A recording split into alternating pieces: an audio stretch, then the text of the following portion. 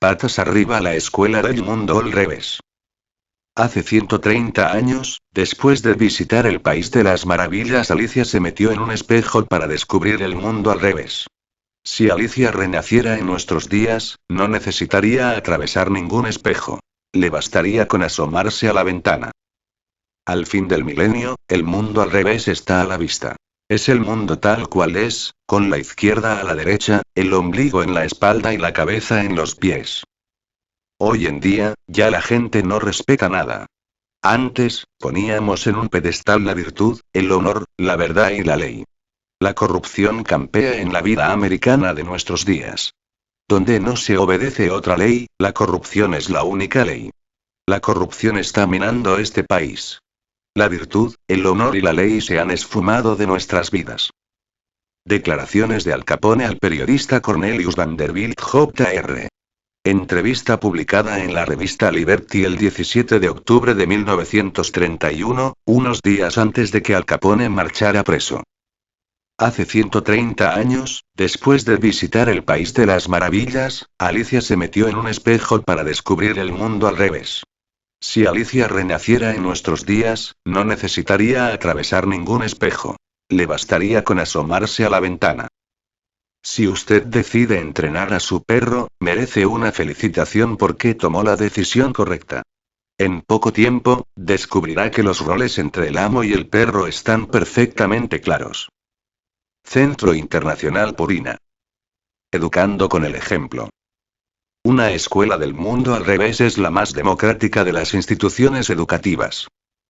No exige examen de admisión, no cobra matrícula y gratuitamente dicta sus cursos, a todos y en todas partes, así en la tierra como en el cielo.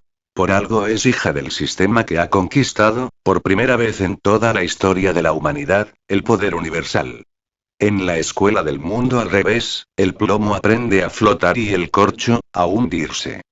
Las víboras aprenden a volar y las nubes aprenden a arrastrarse por los caminos. Los modelos del éxito. El mundo al revés premia al revés.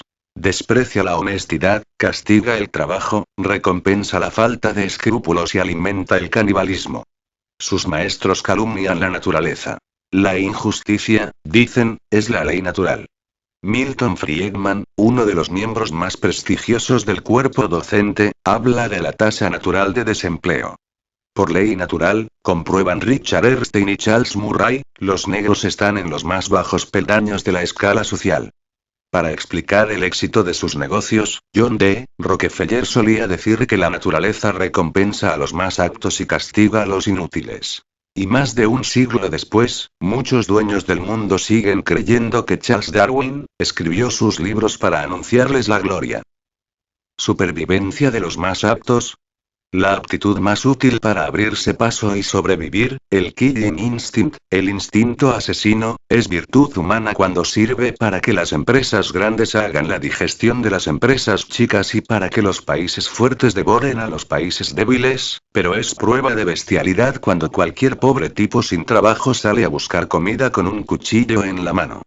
Los enfermos de la patología antisocial, locura y peligro que cada pobre contiene, se inspiran en los modelos de buena salud del éxito social. Los delincuentes de Morondanga aprenden lo que saben elevando la mirada, desde abajo, hacia las cumbres. Estudian el ejemplo de los triunfadores y, mal que bien, hacen lo que pueden para imitarles los méritos. Pero los jodidos siempre estarán jodidos, como solía decir don Emilio Azcárraga, que fue amo y señor de la televisión mexicana. Las posibilidades de que un banquero que vacía un banco pueda disfrutar, en paz, del fruto de sus afanes son directamente proporcionales a las posibilidades de que un ladrón que roba un banco, vaya a parar a la cárcel o al cementerio. Cuando un delincuente mata por alguna deuda impaga, la ejecución se llama ajuste de cuentas. Y se llama plan de ajuste la ejecución de un país endeudado, cuando la tecnocracia internacional decide liquidarlo. El malevaje financiero secuestra países y los cocina si no pagan el rescate. Si se compara, cualquier ampón resulta más inofensivo que Drácula bajo el sol. La economía mundial es la más eficiente expresión del crimen organizado. Los organismos internacionales que controlan la moneda, el comercio y el crédito practican el terrorismo contra los países pobres, y contra los pobres de todos los países, con una frialdad profesional y una impunidad que humillan al mejor de los tirabombas. El arte de engañar al prójimo, que los estafadores practican cazando incautos por las calles, llega a lo sublime, cuando algunos políticos de éxito ejercitan su talento. En los suburbios del mundo, los jefes de Estado venden los saldos y retazos de sus países, a precio de liquidación por fin de temporada, como en los suburbios de las ciudades los delincuentes venden, a precio vil, el botín de sus asaltos. Los pistoleros que se alquilan para matar realizan, en plan minorista, la misma tarea que cumplen, en gran escala, los generales condecorados por crímenes que se elevan a la categoría de glorias militares.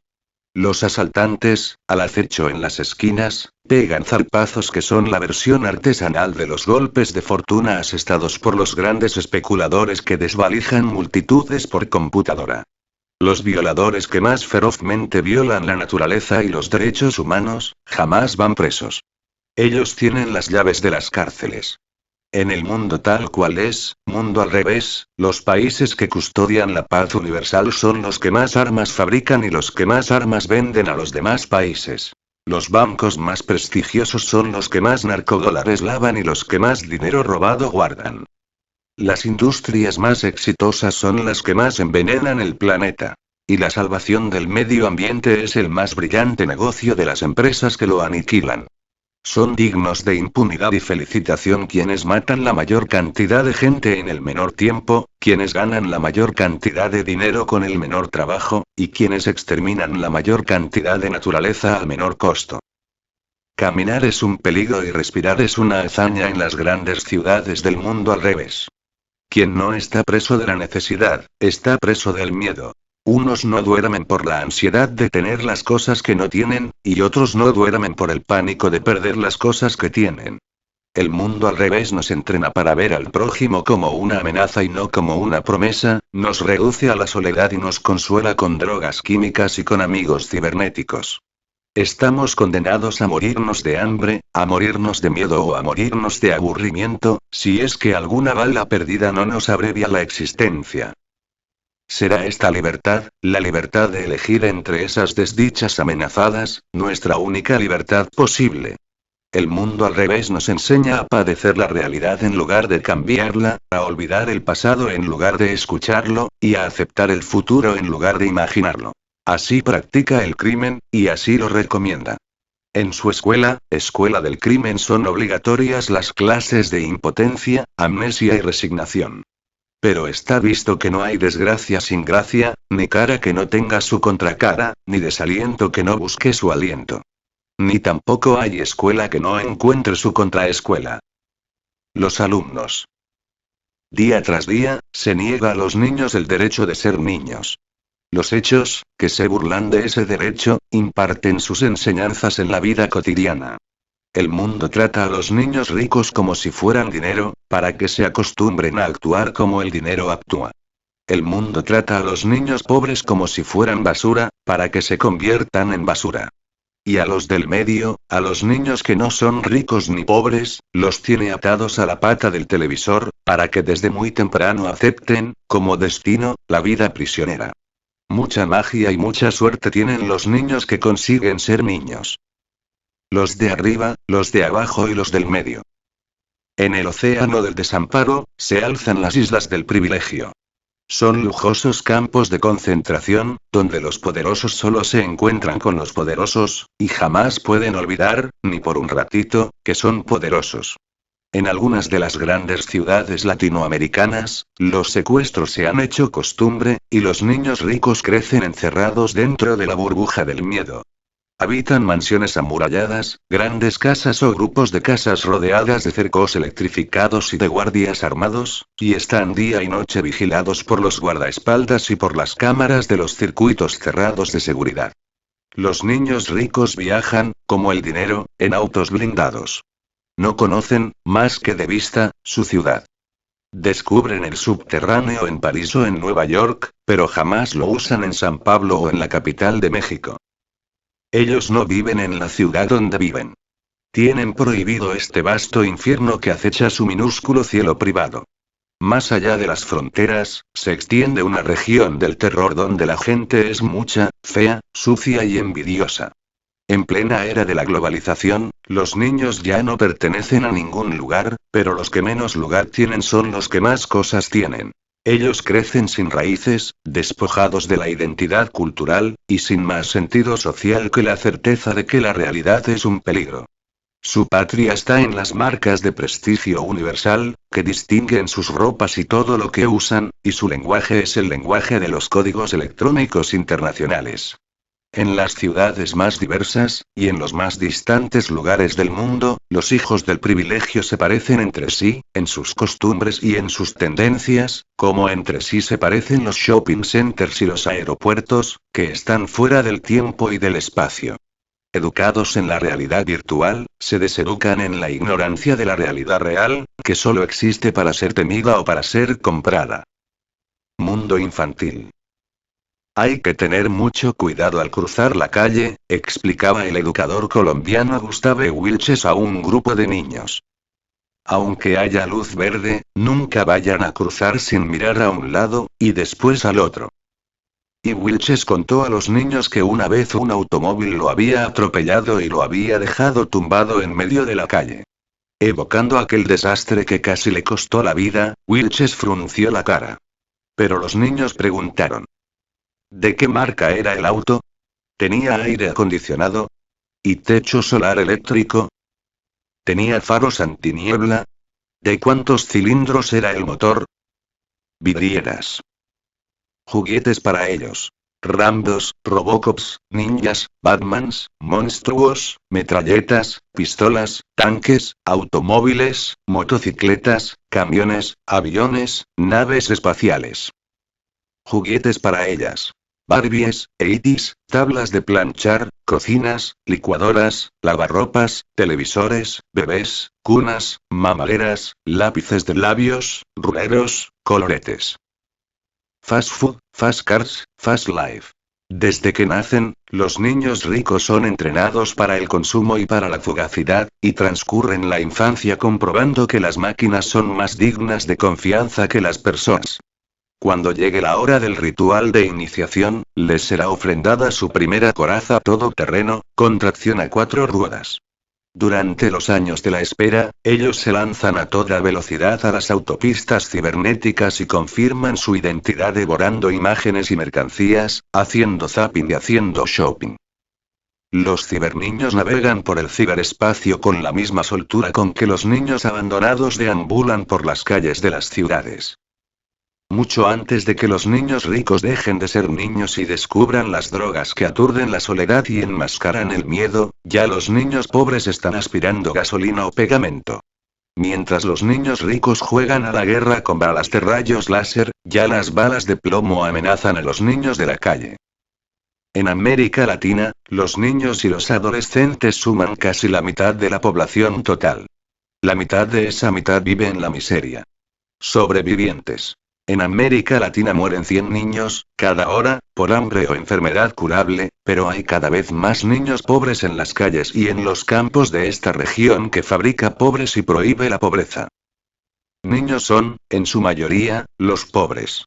Y pobres son, en su mayoría, los niños. Y entre todos los rehenes del sistema, ellos son los que peor la pasan. La sociedad los exprime, los vigila, los castiga, a veces los mata. Casi nunca los escucha, jamás los comprende. Esos niños, hijos de gente que trabaja salteado o que no tiene trabajo ni lugar en el mundo, están obligados, desde muy temprano, a vivir al servicio de cualquier actividad ganapán, deslomándose a cambio de la comida, o de poco más, todo a lo largo y a lo ancho del mapa del mundo. Después de aprender a caminar, aprenden cuáles son las recompensas que se otorgan a los pobres que se portan bien. Ellos, y ellas, son la mano de obra gratuita de los talleres, las tiendas y las cantinas caseras, o son la mano de obra a precio de ganga de las industrias de exportación que fabrican ropa deportiva para las grandes empresas multinacionales. Trabajan en las faenas agrícolas o en los trajines urbanos, o trabajan en su casa, al servicio de quien allá mande. Son esclavitos o esclavitas de la economía familiar o del sector informal de la economía globalizada, donde ocupan el escalón más bajo de la población activa al servicio del mercado mundial. En los basurales de la Ciudad de México, Manila o Lagos, juntan vidrios, latas y papeles, y disputan los restos de comida con los buitres. Se sumergen en el mar de Java, buscando perlas. Persiguen diamantes en las minas del Congo. Son topos en las galerías de las minas del Perú, imprescindibles por su corta estatura, y cuando sus pulmones no dan más, van a parar a los cementerios clandestinos. Cosechan café en Colombia y en Tanzania, y se envenenan con los pesticidas. Se envenenan con los pesticidas en las plantaciones de algodón de Guatemala y en las bananeras de Honduras. En Malasia recogen la leche de los árboles del caucho, en jornadas de trabajo que se extienden de estrella a estrella. Tienden vías de ferrocarril en Birmania. Al norte de la India se derriten en los hornos de vidrio, y al sur en los hornos de ladrillos. En Bangladesh, desempeñan más de 300 ocupaciones diferentes, con salarios que oscilan entre la nada y la casi nada por cada día de nunca acabar. Corren carreras de camellos para los emires árabes y son jinetes pastores en las estancias del Río de la Plata. En Porto Prince, Colombo, Jakarta o Recife sirven la mesa del amo, a cambio del derecho de comer lo que de la mesa cae. Venden fruta en los mercados de Bogotá y venden chicles en los autobuses de San Pablo.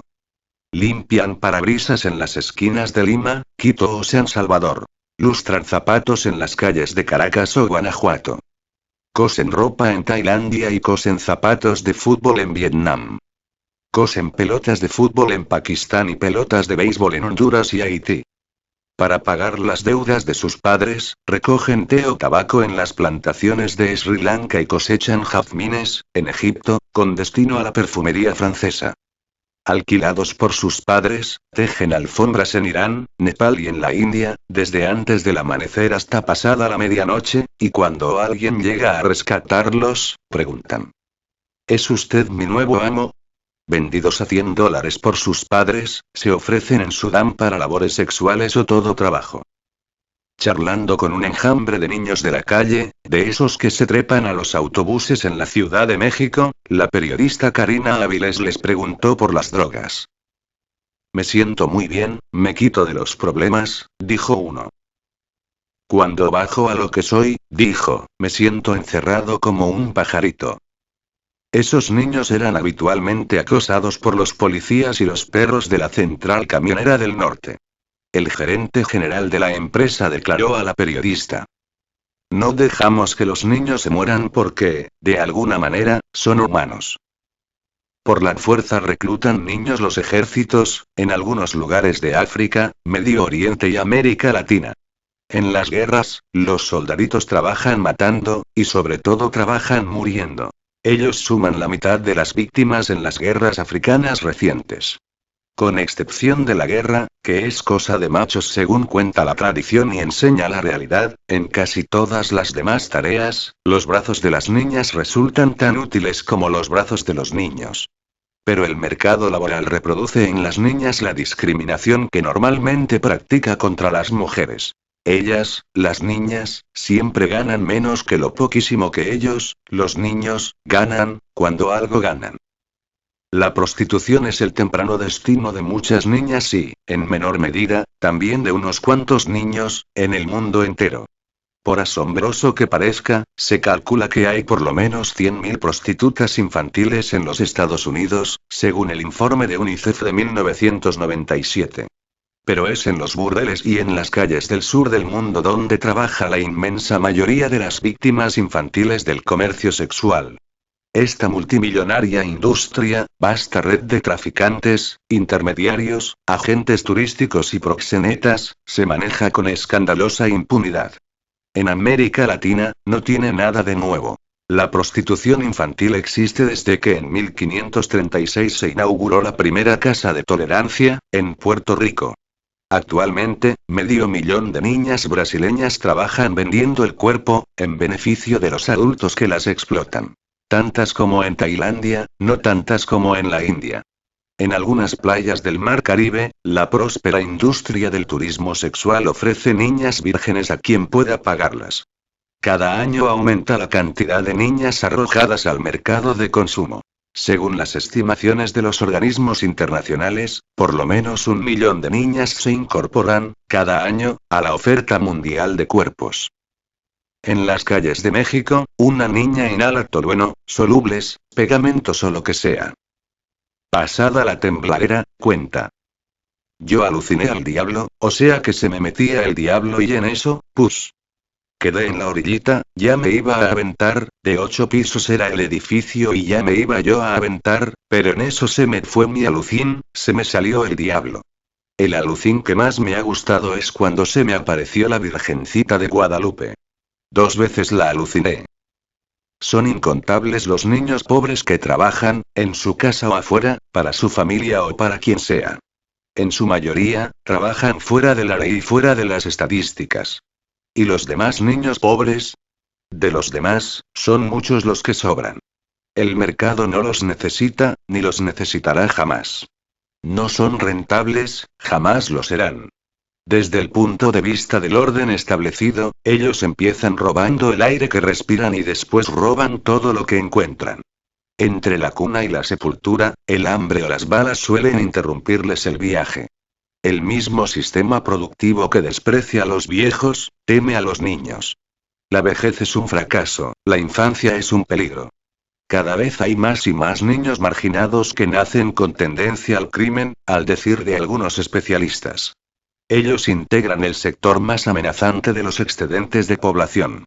El niño como peligro público, la conducta antisocial del menor en América, es el tema recurrente de los congresos panamericanos del niño, desde hace ya unos cuantos años. Los niños que vienen del campo a la ciudad, y los niños pobres en general, son de conducta potencialmente antisocial, según nos advierten los congresos desde 1963. Los gobiernos y algunos expertos en el tema comparten la obsesión por los niños enfermos de violencia, orientados al vicio y a la perdición. Cada niño contiene una posible corriente del niño, y es preciso prevenir la devastación que puede provocar. En el primer Congreso Policial Sudamericano, celebrado en Montevideo en 1979, la policía colombiana explicó que el aumento cada día creciente de la población de menos de 18 años, induce a estimar una mayor población potencialmente delincuente. Mayúsculas en el documento original. En los países latinoamericanos, la hegemonía del mercado está rompiendo los lazos de solidaridad y haciendo trizas el tejido social comunitario. ¿Qué destino tienen los nadíes, los dueños de nada, en países donde el derecho de propiedad se está convirtiendo en el único derecho? ¿Y los hijos de los nadíes? A muchos, que son cada vez más muchos, el hambre los empuja al robo, a la mendicidad y a la prostitución. Y la sociedad de consumo los insulta ofreciendo lo que niega. Y ellos se vengan lanzándose al asalto, bandas de desesperados unidos por la certeza de la muerte que espera. Según UNICEF, en 1995 había 8 millones de niños abandonados, niños de la calle, en las grandes ciudades latinoamericanas. Según la organización Human Rights Watch, en 1993 los escuadrones parapoliciales asesinaron a 6 niños por día en Colombia y a 4 por día en Brasil. Para que el sordo escuche. Crece la cantidad de niños desnutridos en el mundo. 12 millones de niños menores de 5 años mueren anualmente por diarreas, anemia y otros males ligados al hambre. En su informe de 1998, UNICEF proporciona datos como este, y propone que la lucha contra el hambre y la muerte de los niños se convierta en una prioridad mundial absoluta. Y para que así sea, recurre al único argumento que puede tener, hoy por hoy, eficacia. Las carencias de vitaminas y minerales en la alimentación cuestan a algunos países el equivalente de más de un 5% de su Producto Nacional Bruto en vidas perdidas, discapacidad y menor productividad. Entre una punta y la otra, el medio. Entre los niños que viven prisioneros de la opulencia y los que viven prisioneros del desamparo, están los niños que tienen bastante más que nada, pero mucho menos que todo. Cada vez son menos libres los niños de clase media. Que te dejen ser o que no te dejen ser. Esa es la cuestión, supo decir Chumi Chúmez, humorista español. A estos niños les confisca la libertad, día tras día, la sociedad que sacraliza el orden mientras genera el desorden. El miedo del medio. El piso cruje bajo los pies, ya no hay garantías, la estabilidad es inestable, se evaporan los empleos, se desvanece el dinero, llegar a fin de mes es una hazaña. Bienvenida, la clase de unos de los barrios más miserables de Buenos Aires. La clase media sigue viviendo en estado de impostura, fingiendo que cumple las leyes y que cree en ellas, y simulando tener más de lo que tiene. Pero nunca le ha resultado tan difícil cumplir con esta abnegada tradición. Está la clase media asfixiada por las deudas y paralizada por el pánico, y en el pánico cría a sus hijos. Pánico de vivir, pánico de caer. Pánico de perder el trabajo, el auto, la casa, las cosas, pánico de no llegar a tener lo que se debe tener para llegar a ser. En el clamor colectivo por la seguridad pública, amenazada por los monstruos del delito que acecha, la clase media es la que más alto grita. Defiende el orden como si fuera su propietaria, aunque no es más que una inquilina agobiada por el precio del alquiler y la amenaza del desalojo. Atrapados en las trampas del pánico, los niños de clase media están cada vez más condenados a la humillación del encierro perpetuo.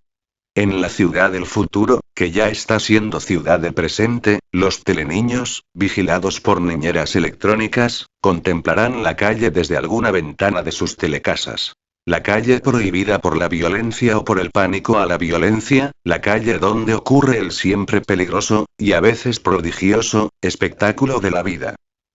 Eduardo Galeano. De su libro Patas arriba.